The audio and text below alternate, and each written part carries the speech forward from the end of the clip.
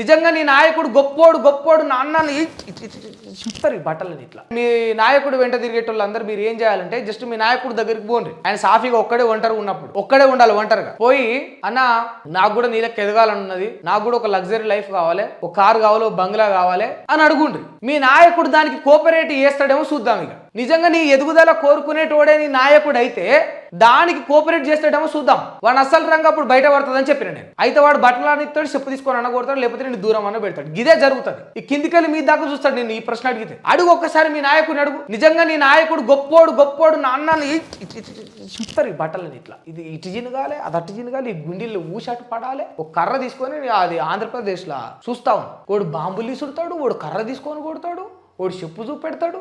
పోయి టీడీపీ కార్యకర్తలతో లోకేష్ అన్న దగ్గర అన్న నేను కూడా కోటీశ్వరిని కావాలన్నా, నీ లెక్క మంచిగా ఫ్లైట్లో తిరగాలి, జెట్లో పోవాలి, నాకు కూడా నీలాంటి ఒక చిన్నపాటి హెరిటేజ్ కంపెనీ కావాలని అడుగుండ్రి. మీ కార్యకర్తల బతుకులు మారుస్తారేమో చూద్దాం.